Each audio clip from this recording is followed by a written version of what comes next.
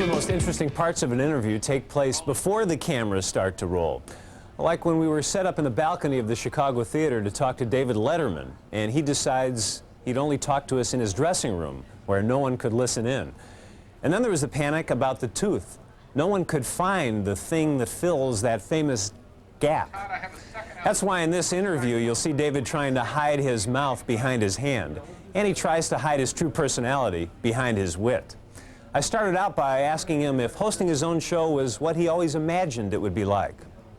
In all honesty, I thought at some point things would get a little easier to do if you do something on a daily basis. I just thought that by virtue of the repetition and the routine that it would become a little easier, and it just doesn't seem to have become that way. And I talked to my friend Peter LaSalle, who is one of the producers of The Tonight Show, and I call him up about every month, and I say, geez, it just doesn't seem like it should be this hard. And he says, well, we've been doing it for, he's, I guess, been with the show about 18 years. He says that the same is true for them. Now, I don't know if the same is true for Carson, but at least I know that aspects of producing a nightly show don't really get any easier. That's surprising to me. The question about the Carson show and you, it seems that I used to read in interviews that you would say, I can't even think about that, then it became, that would be great, and now... I don't know. I don't know which way. First of all, I don't think that they would ever say, just move the show to 11:30. 10:30 here in Chicago. 10:30 here. Why? For the life of me, no one seems to understand this. You people should be going to bed at 11:30, not 10:30.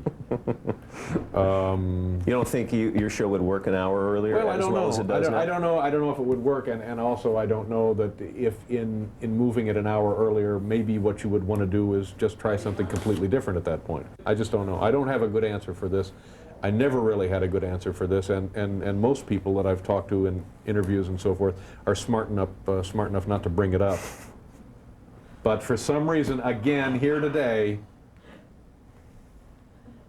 Done with that last outburst now. I have one more for you. Last outburst. Growing up in Indiana, was it your goal, your dream to make it on radio or television in the big city of Chicago at the time? Well, I was always frightened by the notion of actually working in Chicago, because if you spent all your life in Indianapolis, which is I guess a small to medium-sized town. They would describe themselves as a medium-sized town, I guess. You think Chicago is like Neptune or Venus or something. I don't know that I believe you that you were afraid to work in a big city like Chicago. You're in Indianapolis and you hear these guys at WLS booming out of the afternoon and night, and I guess early on Dick Biondi, and then Larry Lujak, and then Barney Pip, and all of these guys. People at home now are saying to themselves, damn, how old is this guy? So I don't know, and you know, it never seemed like I would be good enough to work in Chicago. But hell, you're working here. That's right.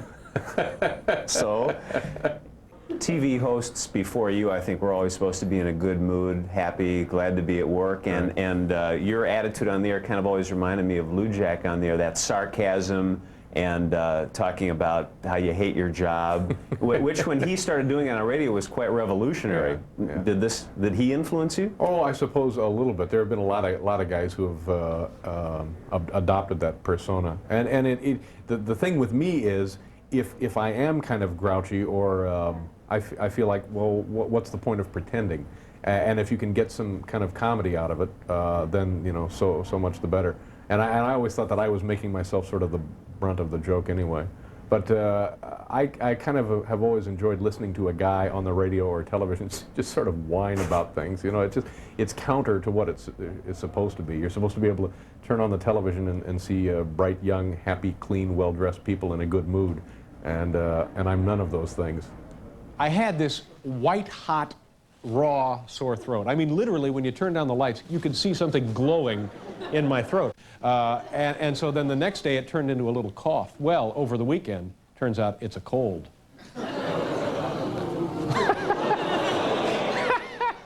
In light of the fact that you obviously, to anybody who watches the show every night, you're obviously a bit uncomfortable being the center of attraction.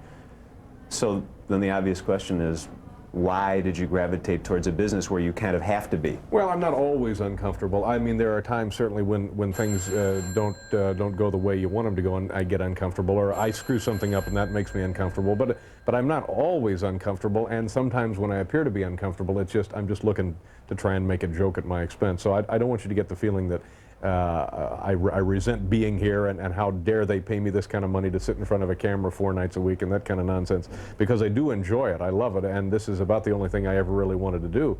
That, and of course, I think I mentioned to you once before when we talked, I really wanted to be a flight attendant at some point in my life.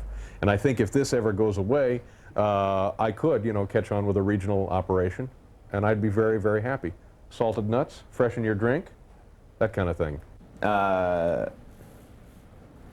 What's the worst thing about your job? I know you're going to say doing interviews like this, but aside from that. The worst thing about my job? Yeah, really. I guess talking to guys like you, doing these interviews. Are you having a good time now? I enjoyed that. That was kind of fun. The worst thing about it is everything but doing the show itself.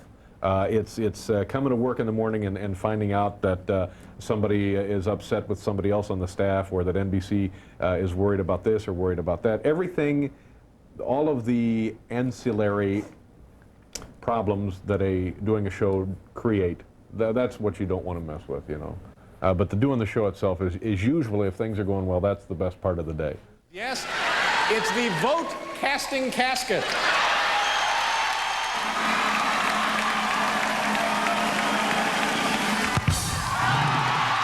When you're playing, you're very demonstrative with your tongue, right? Hey, Bozo, we're standing in it. How often do you watch your show? Do you watch it? Hardly ever. I watched it for the first time the other night at home. I hardly ever watch it at home. If something goes horrible, I'll watch it immediately afterwards, just to see if I can, you know, identify the victims. And I watched it the other night before we came here, because I didn't have to get up and go to work, and I came to one conclusion, actually 2 conclusions, one of which I'll share with you. I really, really walk funny. There's something wrong with the way I walk. I walk like a farmer. There's nothing wrong with walking like a farmer if you're a farmer. It's just different. If you're on TV. You see very few farmers walking like talk show hosts. How would a talk show host walk? I don't know. What's the other point that you're not going to tell me? I said I'm not going to share it with you. Now, come on, don't push me here, because I'll shut this down. I'll have Tito and Jimmy out of here like that. Could you explain what this movie deal is that we read about? I have a deal with the Disney people, Touchstone Pictures or whatever that is, to make motion pictures.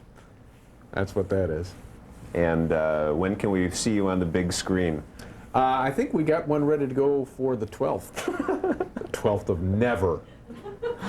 I love that joke. And but you know, I think it's inevitable that one day I'll make a really, really bad film. And you'd make it for Disney. That's what the deal says. Yes, that's right. That's about all it is. What do you think your fans would be most surprised to find out about you if they were able to hang around with you for a while, both at work and away from the office? That I have a lovely singing voice. What part of your personality don't we see on television, aside from your lovely singing voice? I don't know. I don't know. I guess sometimes the breadth and scope of my actual insecurity is sort of surprises even me and embarrasses me. So I would not like people to be have insight to that. I think that there are some people who do this for a living who are probably pretty solid. Although I'm not. Yeah, I don't know. I mean, you take a look at somebody like Phil Donahue or somebody like Oprah Winfrey. I don't think they're goofy like I am. Well, Oprah, maybe.